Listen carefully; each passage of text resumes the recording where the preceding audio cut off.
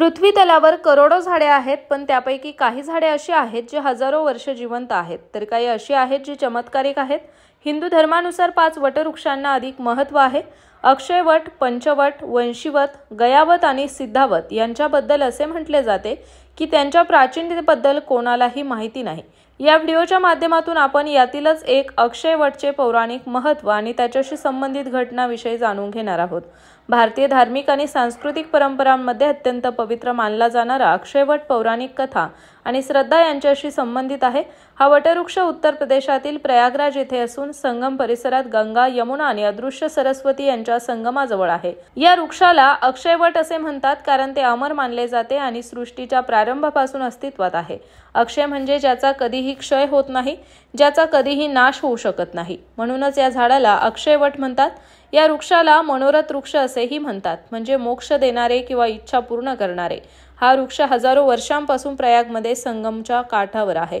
अक्षयवट हे मोक्षाचे प्रतीक मानले जाते। असे मानले जाते की या झाडाचे फक्त दर्शन केल्याने पापांचा नाश होतो आणि मनुष्य जीवन आणि मृत्यूच्या बंधनातून मुक्त होतो। त्रिवेणी संगमाजवळ वसलेले असल्याने यात्रेकरू आणि भाविकांसाठी विशेष महत्त्व आहे। माघ मेळा आणि कुंभमेळा येथे लाखो भाविक येतात आणि पवित्र मानून प्रदक्षिणा करतात। हिंदू धर्मग्रंथानुसार अक्षयवट पूजन केल्याने अक्षय पुण्य प्राप्त होते। महाभारत आणि पुराणात ब्रह्मा, विष्णू आणि महेश यांच्याकडून संरक्षित असल्याचे म्हटले आहे। हे त्रिमूर्तीच्या आशीर्वादाचे स्थान मानले जाते। अनेक धार्मिक ग्रंथांमध्ये अक्षयवटचा उल्लेख आहे। याचे वर्णन स्कंद पुराण, पद्मपुराण आणि महाभारतात आले आहे। या वृक्षाखाली अनेक ऋषीमुनींनी तपश्चर्या करून वेदांचे ज्ञान प्राप्त केले होते असे मानले जाते।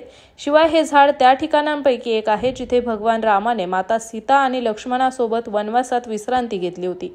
पौराणिक मान्यतेनुसार सृष्टीच्या प्रारंभी जेव्हा महापूर आला तेव्हा अक्षयवट हे एकमेव वृक्ष होते जे त्या प्रलयापासून अटल राहिले।